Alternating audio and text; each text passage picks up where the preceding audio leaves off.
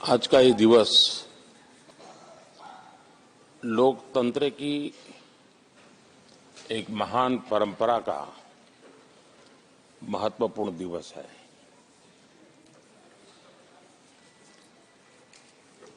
सत्रहवीं लोकसभा ने 5 वर्ष देश सेवा में जिस प्रकार से अनेकविध महत्वपूर्ण निर्णय किए, अनेक चुनौतियों को सबने अपने सामर्थ्य से देश को उचित दिशा देने का प्रयास, एक प्रकार से आज का दिवस हम सबकी उन 5 वर्ष की वैचारिक यात्रा का,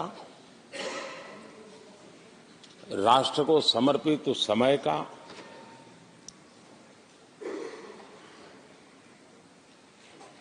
देश को फिर से एक बार अपने संकल्पों को राष्ट्र के चरणों में समर्पित करना ये अवसर है।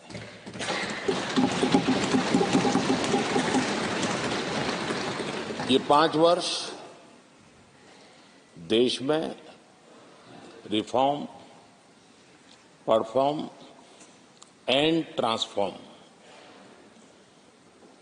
ये बहुत रेयर होता है कि रिफॉर्म भी हो, परफॉर्म भी हो और हम ट्रांसफॉर्म होता अपनी आंखों के सामने देख पाते हो, एक नया विश्वास भरता हो। ये अपने आप में 17वीं लोकसभा से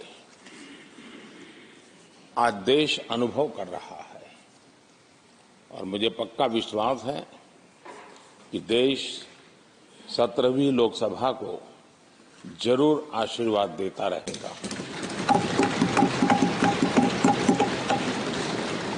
इन सारी प्रक्रियाओं में सदन के सभी माननीय सदस्यों का बहुत महत्वपूर्ण रोल रहा है, महत्वपूर्ण भूमिका रही है और ये समय है कि मैं सभी माननीय सांसदों का इस गृह के नेता के नाते भी और आप सबके एक साथी के नाते भी आप सबका अभिनंदन करता हूं।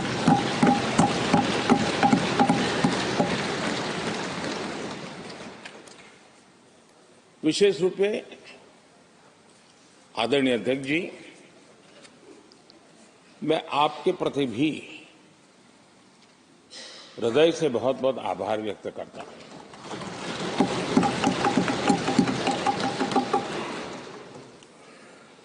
पांचों वर्ष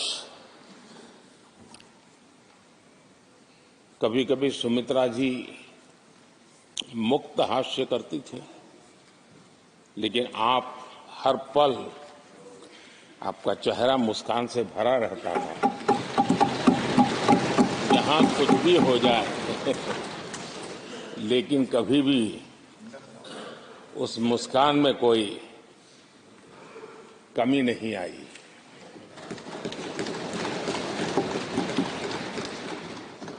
अनेकविध परिस्थितियों में आपने बहुत ही संतुलित भाव से और सच्चे अर्थ में निष्पक्ष भाव से इस सदन का मार्गदर्शन किया, सदन का नेतृत्व किया। मैं इसके लिए भी आपकी भूरी भूरी प्रशंसा करता हूं।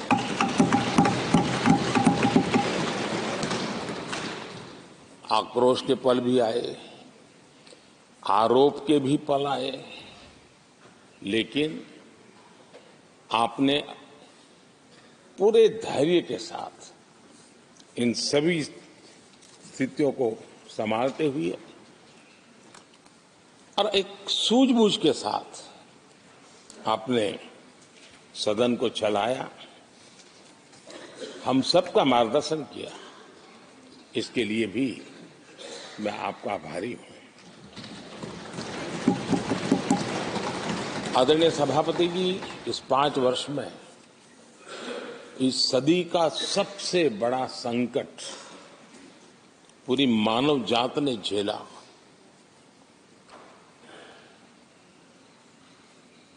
कौन बचेगा, कौन बच पाएगा, कोई किसी को बचा सकता है कि नहीं बचा सकता, ऐसी वो अवस्था थी। ऐसे में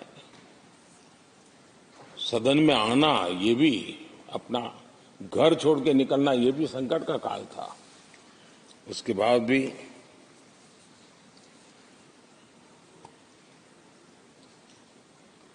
जो भी नई व्यवस्थाएं करनी पड़ी, आपने उसको किया। देश के काम को रुकने नहीं दिया। सदन की गरिमा भी बनी रहे और देश के आवश्यक कामों को जो गति देनी चाहिए, वो गति भी बनी रहे। और उस काम में सदन की जो भूमिका है, वो रत्ती भर भी पीछे न रहे। इसको आपने बड़ी कुशलता के साथ संभाला और दुनिया के लिए एक उदाहरण के रूप में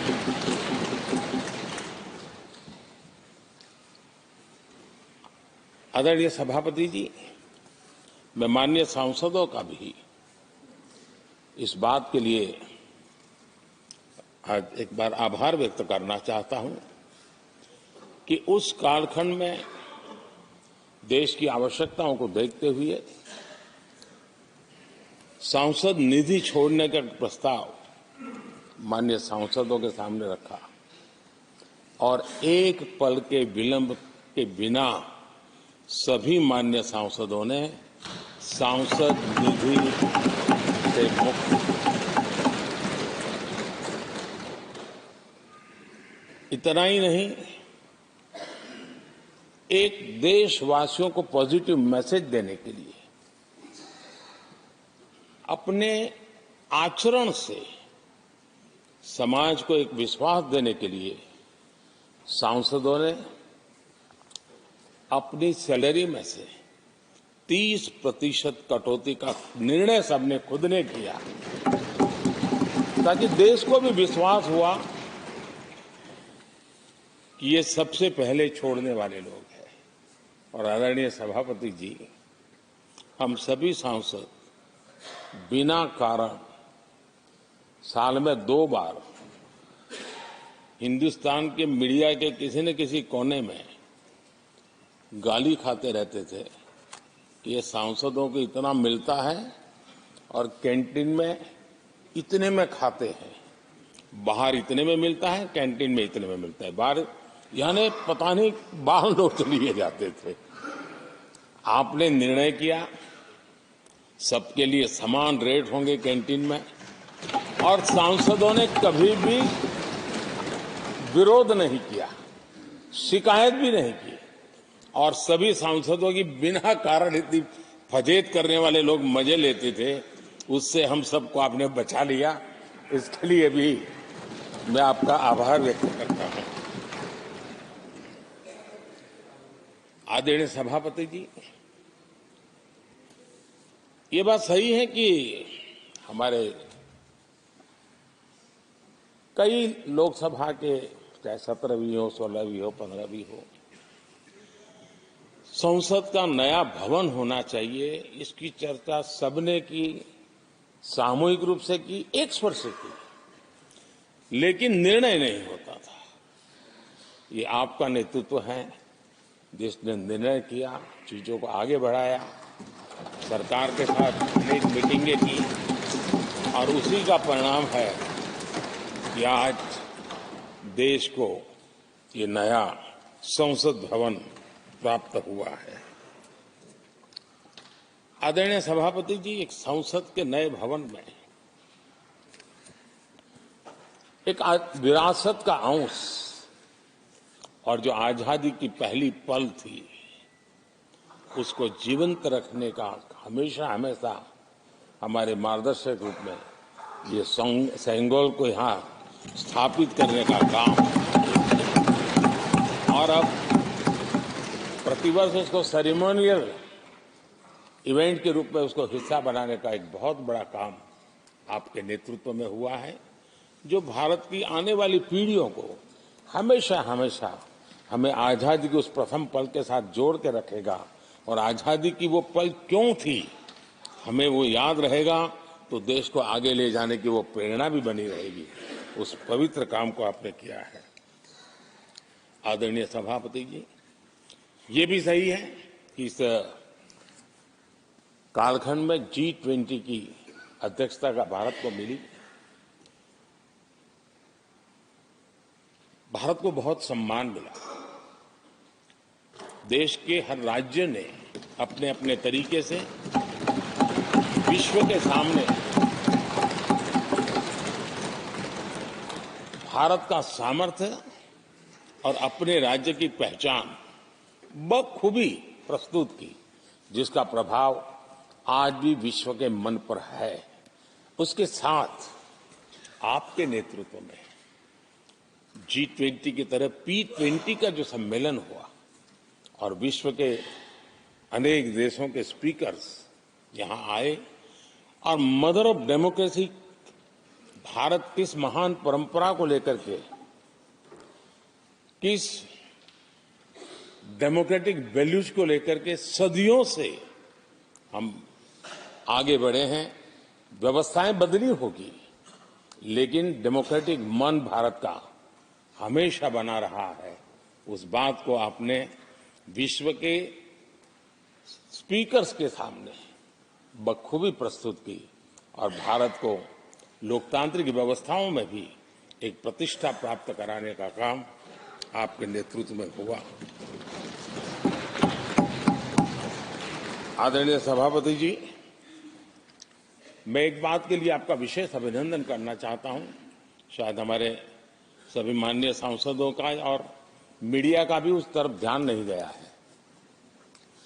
हम संविधान सदन जिसको कहते हैं, जो पुरानी संसद, जिसमें महापुरुषों के जन्म जयंती निमित्त उनकी प्रतिमा को पुष्प चढ़ाने के लिए हम लोग एकत्र आते हैं, लेकिन वो एक 10 मिनट का इवेंट होता था और चले जाते थे। आपने देश भर में इन महापुरुषों के लिए वक्तृत्व स्पर्धा, निबंध स्पर्धा का एक अभियान चलाया।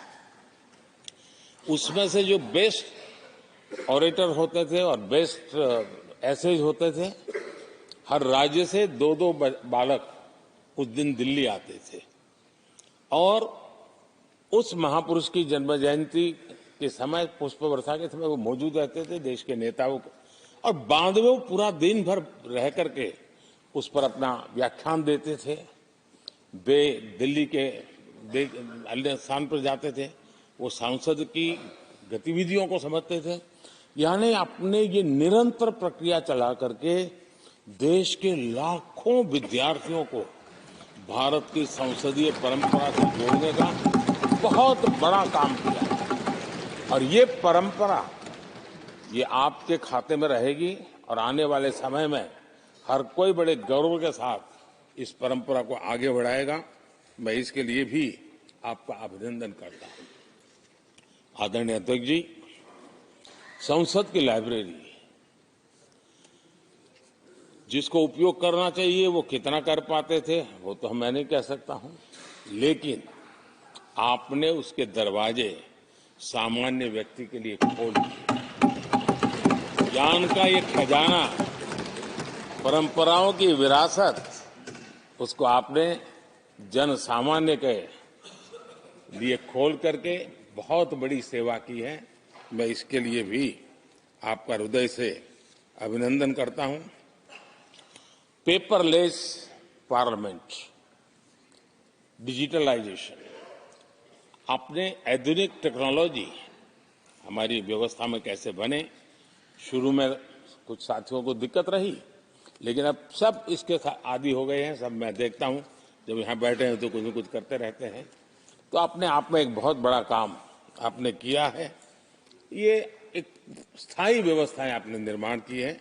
मैं इसके लिए आपका बहुत आभार व्यक्त करता हूं। आदरणीय अध्यक्ष जी, आपकी कुशलता और माननीय सांसदों की जागरूकता, उन सबका संयुक्त प्रयास मैं कह सकता हूं कि जिसके कारण 17वीं लोकसभा की प्रोडक्टिविटी करीब करीब 97% रही है।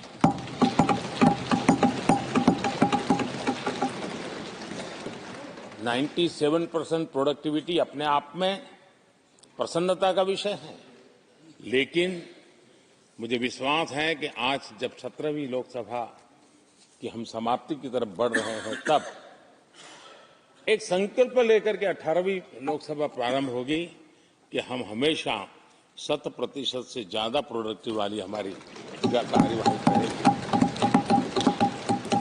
और उसमें भी 7 सत्र 100% से भी ज्यादा प्रोडक्टिविटी वाले रहे।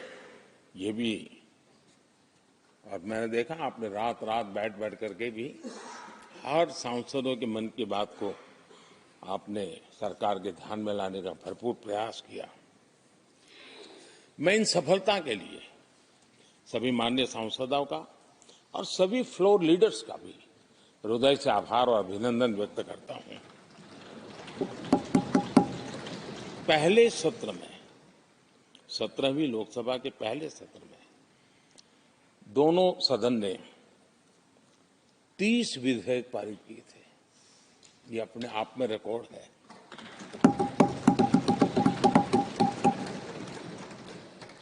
और एक नए बेंचमार्क 17वीं लोकसभा ने बनाए हैं। आदरणीय अध्यक्ष जी, आजादी के 75 वर्ष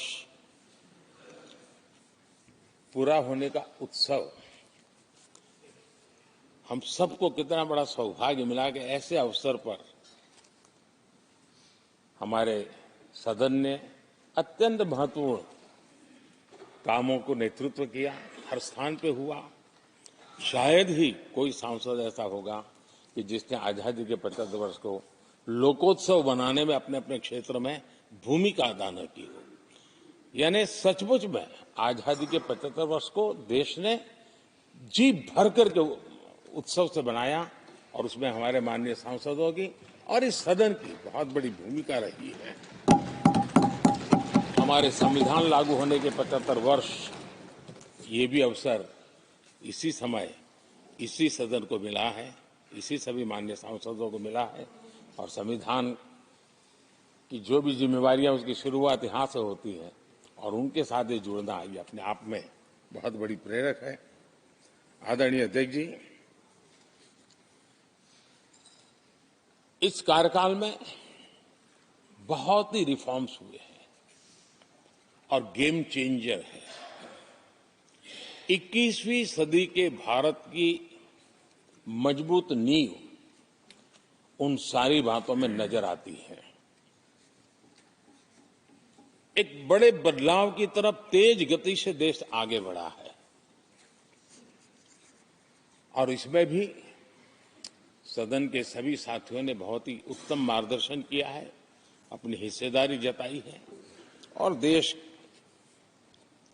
हम संतोष से कह सकते हैं कि हमारी अनेक पीढ़ियां जिन बातों का इंतजार करती थी, ऐसी बहुत से काम इस 17वीं लोकसभा के माध्यम से पूरे हुए। पीढ़ियों का इंतजार खत्म हो। अनेक पीढ़ियों ने एक संविधान, इसके लिए सपना देखा था, लेकिन हर पल उस संविधान में एक दरार दिखाई देती थी, एक खाई नजर आती थी, एक रुकावट चुभती थी। लेकिन इसी सदन ने धारा 360 आर्टिकल 370 हटा करके संविधान के पूर्ण रूप को, उसके पूर्ण प्रकाश के साथ उसका प्रकटीकरण हुआ। और मैं मानता हूं जब संविधान के 75 वर्ष हुए हैं, जिन जिन महापुरुषों ने संविधान को बनाया है, उनकी आत्मा जहां भी होगी जरूर हमें आशीर्वाद देते होंगे, ये काम हमने पूरा किया।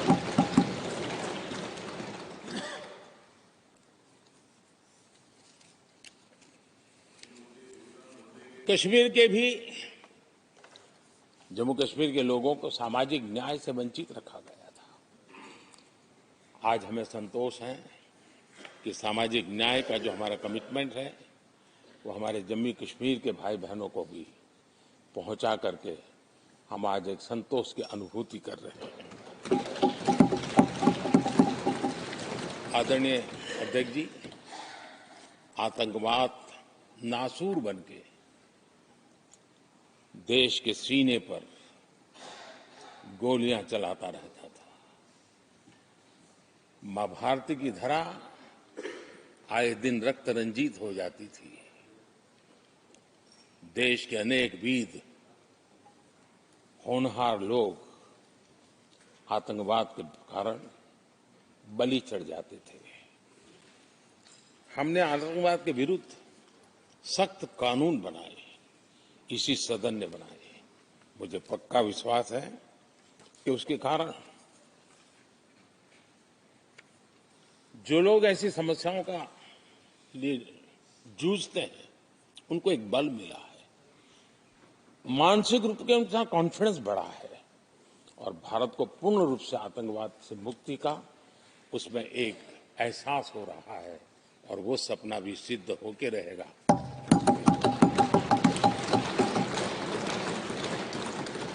हम 75 साल तक अंग्रेजों की दी हुई दंड संहिता में जीते रहे।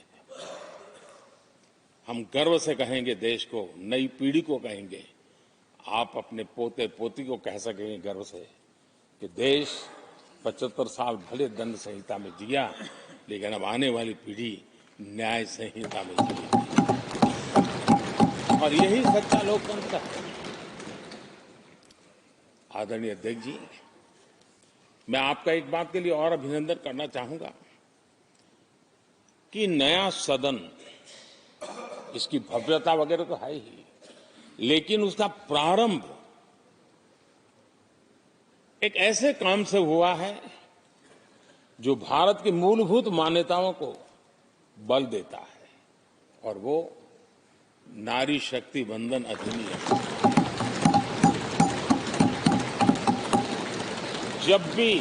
जब भी इस नए सदन की चर्चा होगी तो नारी शक्ति वंदन अधिनियम इसका जिक्र होकर के, यानी एक, और भले ही वो छोटा सत्र था लेकिन दूरगामी निर्णय करने वाला सत्र था। इस नए सदन की पवित्रता का एहसास उसी पल शुरू हो गया था जो हम लोगों को एक नई शक्ति देने वाला है और उसी का परिणाम है कि आने वाले समय में जब बहुत बड़ी मात्रा में यहाँ हमारी माताएं बहनें बैठी होगी, देश गौरव की अनुभूति करेगा।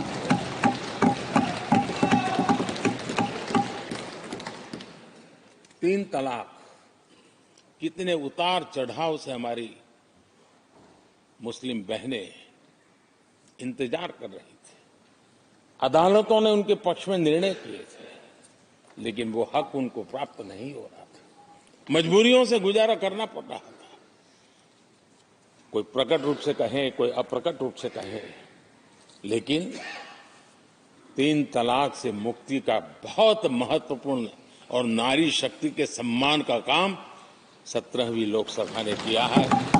सभी माननीय सांसद, उनके विचार कुछ भी रहे हो, उनका निर्णय कुछ भी रहा हो, लेकिन कभी न कभी तो कहेंगे कि हाँ, इन बेटियों को न्याय देने का काम भी करने के समय हम वहां मौजूद हैं। पीढ़ियों से होता यह न्याय हमने पूरा किया है और वो बहनें हमें आशीर्वाद दे रही है। आदरणीय अध्यक्ष जी, आने वाले 25 वर्ष हमारे देश के लिए बहुत महत्वपूर्ण है। राजनीति की गहमागहमी अपनी जगह पे है, राजनीतिक क्षेत्र के लोगों की अपनी आशा आकांक्षा अपनी जगह पे है, लेकिन देश की अपेक्षा, देश की आकांक्षा, देश का सपना, देश का संकल्प ये बन चुका है। 25 साल वो है जो देश इच्छित परिणाम प्राप्त करके रहेगा।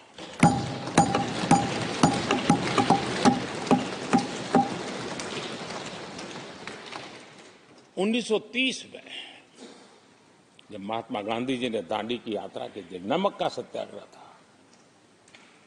घोषणा होने के पहले लोगों को सामर्थ्य नजर नहीं आया था। चाहे स्वदेशी आंदोलन हो, चाहे सत्याग्रह की परंपरा हो, चाहे नमक का सत्याग्रह हो, उस समय तो घटनाएं छोटी लगती थी, लेकिन 1947 वो 25 साल का कालखंड, उसने देश के अंदर वो जज्बा पैदा कर दिया था। हर व्यक्ति के दिल में वो जज्बा पैदा कर दिया था कि अब तो आजाद होकर रहना है। मैं आज देख रहा हूं कि देश में वो जज्बा पैदा हुआ है। हर गली मोहल्ले में हर बच्चे के मुंह से निकला है कि 25 साल में हम विकसित भारत बना के, इसलिए ये 25 साल मेरी देश की युवा शक्ति के अत्यंत महत्वपूर्ण कालखंड है। और हम में से कोई ऐसा नहीं होगा जो नहीं चाहता होगा कि 25 साल में देश विकसित भारत न बने। हर किसी का सपना है। कुछ लोगों ने सपने को संकल्प बना लिया है, कुछ लोग शायद संकल्प बनाते देर हो जाएगी, लेकिन जुड़ना हर एक को होगा। और जो जुड़ भी नहीं पाएंगे और जीवित होंगे तो फल तो जरूर खाएंगे। ये मेरा आदरणीय अध्यक्ष जी, ये 5 वर्ष युवाओं के लिए बहुत ही ऐतिहासिक कानून भी बने हैं। व्यवस्था में पारदर्शिता लाकर युवाओं को नए मौके दिए गए हैं। पेपर लीक जैसी समस्या जो हमारे युवाओं को चिंतित करती थी, हमने बहुत ही कठोर कानून बनाया है ताकि उनके मन में जो सवाल या निशान था और उनको व्यवस्था के प्रति उनका गुस्सा था, उसको एड्रेस करने का सभी माननीय सांसदों ने देश के युवाओं के मन के भाव को समझ करके बहुत ही महत्वपूर्ण निर्णय किया है। आदरणीय अध्यक्ष जी, ये बात सही है कि कोई भी मानव जात अनुसंधान के बिना आगे नहीं बढ़ सकती है। उसको नित्य परिवर्तन के लिए अनुसंधान अनिवार्य होते हैं। और मानव जात का लाखों साल का इतिहास गवाह है कि हर काल में अनुसंधान होते रहे हैं, जीवन बढ़ता चला गया है, जीवन का विस्तार होता गया है। इस सदन ने विधिवत रूप से कानूनी व्यवस्था खड़ी करके अनुसंधान को प्रोत्साहन देने का बहुत बड़ा काम किया है। नेशनल रिसर्च फाउंडेशन, ये कानून आमतौर पर रोजमर्रा की राजनीति की चर्चा का विषय बन नहीं पता, लेकिन इसके परिणाम बहुत दूरगामी होने वाले हैं। और इतना बड़ा महत्वपूर्ण काम ये 17वीं लोकसभा ने किया है। मुझे पक्का विश्वास है देश की युवा शक्ति में इस व्यवस्था के कारण दुनिया का रिसर्च और का एक हब हमारा देश बन सकता है। हमारे देश की युवा के टैलेंट ऐसी है, आज भी दुनिया की बहुत कंपनियां ऐसी हैं जिनके इनोवेशन के काम आज भी भारत में हो रहे हैं, लेकिन एक बहुत बड़ा हब बनेगा, यह मेरा पूरा विश्वास है। आदरणीय अध्यक्ष जी, 21वीं सदी में हमारी बेसिक नीड्स पूरी तरह बदल रही है। कल तक जिसका कोई मूल्य नहीं था, कोई ध्यान नहीं था, वो आने वाले में बहुत अमूल्य बन चुका है। जैसे डेटा, पूरी दुनिया में चर्चा है डेटा का सामर्थ्य क्या होता है। हमने डेटा प्रोटेक्शन बिल ला करके पूरी भावी पीढ़ी को सुरक्षित कर दिया है। पूरी भावी को एक नया शस्त्र हमने उसके हाथ में दिया है, जिसके आधार पर वो अपने भविष्य को बनाने के लिए इसका सही इस्तेमाल भी करेंगे। और digital personal data protection act, ये हमारी 21वीं सदी की पीढ़ी को और दुनिया के लोगों को भी भारत के इस एक्ट के प्रति रुचि बनी हुई है। दुनिया के देश उसका अध्ययन करते हैं, अपने अपना नई नई व्यवस्था अनुकूल करने के लिए प्रयास कर रहे हैं। और डाटा का उपयोग कैसे हो, उसकी भी उसमें गाइडलाइंस है। अनेक प्रकार से प्रोटेक्शन का पूरा प्रबंध करते हुए इसका सामर्थ्य कैसे आए, जिस डेटा को लोगों गोल्ड माइन कहते हैं, न्यू ऑयल कहते हैं, मैं समझता हूं वो सामर्थ्य भारत को प्राप्त। और भारत इस शक्ति के इसलिए विशेष है क्योंकि विविधताओं से भरा हुआ देश है। हमारे पास जिस प्रकार की जानकारी और हमारे साथ जुड़े हुआ डेटा जो जनरेट होता है, सिर्फ हमारा रेलवे पैसेंजर्स का डेटा कोई देख ले, दुनिया के लिए बहुत बड़ा संशोधन का विषय बन सकता है। उसकी ताकत को हमने पहचान करके इस कानूनी व्यवस्था को दिया है। आदरणीय अध्यक्ष जी, जल थल नभ, इस सदियों से इन क्षेत्रों की चर्चा चली है, लेकिन अब समुद्री शक्ति और स्पेस की शक्ति और साइबर की शक्ति, एक ऐसी त्रिविध शक्तियों का मुकाबला करने की आवश्यकता खड़ी हुई है। और विश्व जिस प्रकार के संकटों से गुजर रहा है और विश्व जिस प्रकार के विचारे प्रभाव पैदा करने का प्रयास कर रहे हैं, तब इन क्षेत्रों में हमें सकारात्मक सामर्थ्य भी पैदा करना है और नकारात्मक शक्तियों से अपने आप को, हर चुनौतियों को चुनौती लेने का सामर्थ्य भी बनाना है। और उसके लिए आवश्यक स्पेस से जुड़े रिफॉर्म्स बहुत अनिवार्य थे और बहुत दूरगामी दृष्टि के साथ स्पेस की रिफॉर्म का काम हमारे यहां हुआ है। आदरणीय अध्यक्ष जी, देश ने जो आर्थिक रिफॉर्म किए हैं उसमें 17वीं के लोकसभा के सभी माननीय सांसदों की बहुत बड़ी भूमिका रही है। बीते वर्षों में हजारों कंप्लायंसेस बेवजह हम जनता जनार्दन को ऐसी चीजों में उलझाए रखा। ये गवर्नेंस की एक ऐसी विकृत व्यवस्था विकसित हो गई, उसमें से मुक्ति दिलाने का बहुत बड़ा काम हमारे यहां हुआ है और इसके लिए भी इस सदन का मैं आभारी हूं। यानी इस प्रकार के कंप्लायंसेस के बोझ में सामान्य व्यक्ति तो दब जाता है। और मैंने तो एक बार लाल किले से भी कहा था,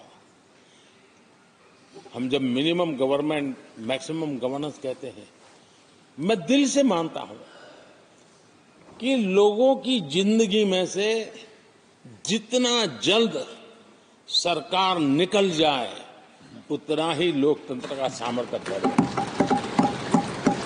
रोजमर्रा की जिंदगी में हर डगर पे सरकार टांग क्यों अड़ाए? हां, जो अभाव में है उसके लिए सरकार हर पल मौजूद हो, लेकिन सरकार का प्रभाव उसकी जिंदगी को ही रुकावट बना दे, ऐसी लोकतंत्र नहीं हो सकता है। और इसलिए हमारा मकसद है सामान्य मानवी की जिंदगी से सरकार जितनी हट जाए, कम से कम उसकी जिंदगी में सरकार का नाता रहे, वैसा समृद्ध लोकतंत्र दुनिया के सामने हमने आगे बढ़ाना चाहिए। उस सपने को पूरा करेंगे।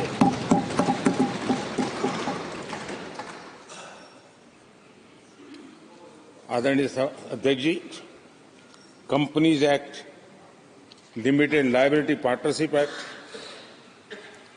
60 से अधिक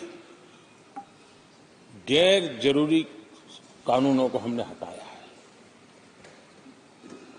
ईज ऑफ डूइंग बिजनेस, इसके लिए ये बहुत बड़ी आवश्यकता थी, क्योंकि हर देश को आगे बढ़ना है तो बहुत सारी रुकावटों से बाहर आना पड़ेगा। हमारे कई कानून तो ऐसे हैं, छोटी छोटे कारणों से जेल में भर दो बस। यहां तक कि फैक्ट्री है और उसके शौचालय को 6 महीने में एक बार अगर व्हाइट वॉश नहीं किया है तो उसके लिए जेल थी, वो कितनी बड़ी कंपनी का मालिक क्यों न हो। अब ये जो एक प्रकार की जो अपने आप को बड़े लेफ्ट लिबरल कहते हैं, उन लोगों की आइडियोलॉजी और देश में ये तुमारशाही का जमाना, उन सारों से मुक्ति दिलाने का हमें भरोसा होना चाहिए। भाई वो करेगा। आज लोगों के घरों में लिफ्ट होती है, वो सोसाइटी फ्लैट वाले लोग अपनी लिफ्ट रिपेयर करते ही है जी, हर चीज कर लेते हैं। तो ये जो समाज पर, नागरिक पर भरोसा करने का काम, बहुत तेजी से बढ़ाने का काम 17वीं लोकसभा ने किया है। और इसके लिए जन विश्वास एक्ट, मैं समझता हूं 180 से ज्यादा प्रावधान डीक्रिमिनलाइज करने का काम किया है। जो मैं कहा छोटी छोटी बात में जेल में डाल देना, ये डीक्रिमिनलाइज करके हमने नागरिक को ताकत दी है। वो इसी सदन ने किया है, यही माननीय सांसदों ने किया है। कोर्ट की चक्कर से जिंदगी बचाने के लिए बहुत महत्वपूर्ण काम, कोर्ट के बाहर विवादों से मुक्ति, उस दिशा में एक महत्वपूर्ण काम, मध्यस्थता का कानून, उस दिशा में भी इसी माननीय सांसदों ने बहुत बड़ी भूमिका अदा की। जो हमेशा हाशिए पर थे, किनारे पर थे, जिनको कोई पूछता नहीं था, सरकार होने का उनको एहसास हुआ है। हाँ, सरकार अहम है। जब कोविड में मुफ्त इंजेक्शन मिलता था ना, उसको भरोसा होता था, चलिए जान बच गई। सरकार होने का उसको एहसास होता था। और यही तो सामान्य मानवीय की जिंदगी में बहुत आवश्यक होता है। वो असहायता न अनुभव, अब क्या होगा, ये स्थिति पैदा नहीं होनी चाहिए। ट्रांसजेंडर समुदाय अपमानित महसूस करता था, और जब बार बार वो अपमानित होता था तो उसके अंदर भी विकृतियों की संभावनाएं बढ़ती रहती थी, और ऐसे विषयों से सब लोग दूर भागते थे। 17वीं लोकसभा के सभी माननीय सांसदों ने ट्रांसजेंडर्स के प्रति भी संवेदना जताई और उनके जीवन में भी बेहतरीन जिंदगी बने।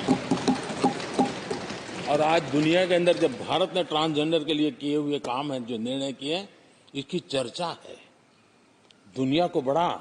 जब हम कहते हैं ना, हमारे यहाँ इवन हमारे माता बहनों के लिए प्रेगनेंसी के लिए 26 वीक की डिलीवरी के समय की छुट्टी, दुनिया के समृद्ध देशों को भी आश्चर्य होता है। अच्छा, यानी ये प्रोग्रेसिव निर्णय यहीं पर हुए हैं, इसी 17वीं लोकसभा में हुए हैं।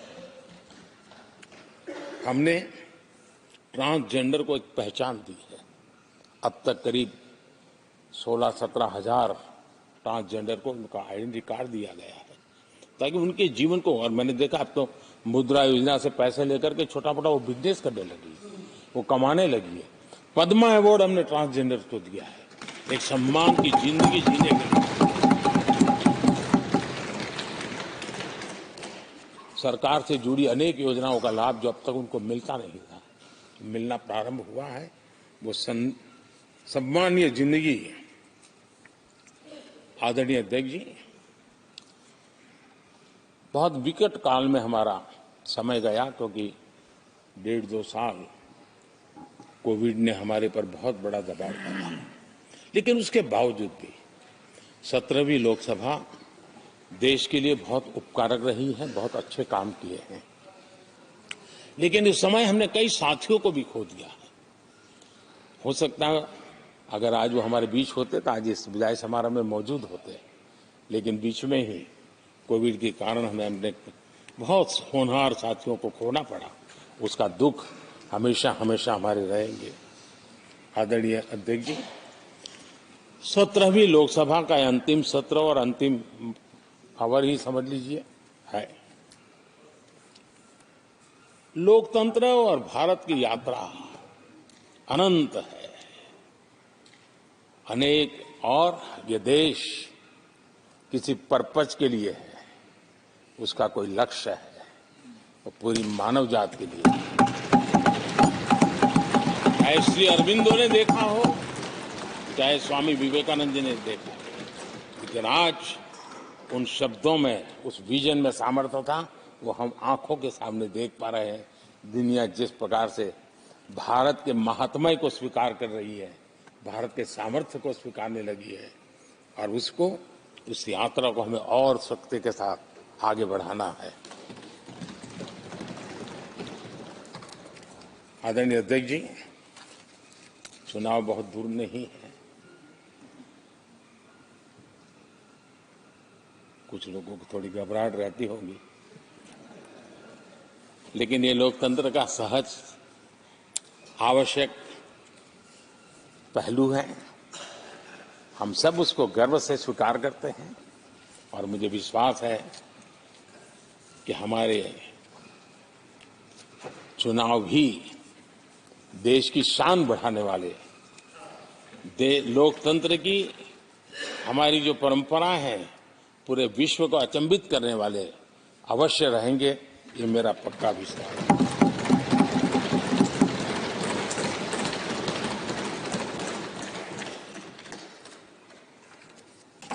आदरणीय अध्यक्ष जी, मैं सभी माननीय सांसदों का जो सहयोग मिला है, जो निर्णय हम कर पाए हैं, और कभी कभी हमले भी इतने मजेदार हुए हैं कि हमारे भीतर की शक्ति भी खिल करके निकली है। और मेरा तो परमात्मा की कृपा रही है कि मुझे जब चुनौती आती है तो जरा और आनंद आता है। हर चुनौती को हम सामना कर पाए हैं, बड़े आत्मविश्वास और विश्वास के साथ हम चले हैं। आज राम मंदिर को लेकर के इस सदन ने जो प्रस्ताव पारित किया है, वे देश की भावी पीढ़ी को इस देश के मूल्यों पर गर्व करने की संवैधानिक शक्ति देगा। ये सही है कि हर किसी में ये सामर्थ्य नहीं होता है कि ऐसी चीजों में तो कोई हिम्मत दिखाते हैं, कुछ लोग मैदान छोड़ के भाग जाते हैं, लेकिन फिर भी भविष्य के रिकॉर्ड को देखेंगे तो आज जो व्याख्यान वो हुए हैं, जो बातें रखी गई हैं, उसमें संवेदना भी है, संकल्प भी है, सहानुभूति भी है और सबका साथ सबका विकास के मंत्र को आगे बढ़ाने का उसमें तत्व भी है। यह देश बुरे दिन कितने ही क्यों न गए हो, हम भावी पीढ़ी के लिए कुछ न कुछ अच्छा करते रहेंगे। ये सदन हमें वो प्रेरणा देता रहेगा और हम सामूहिक संकल्प से, सामूहिक शक्ति से उत्तम परिणाम भारत की नौजवान पीढ़ी की आशा आकांक्षा के अनुसार करते रहेंगे।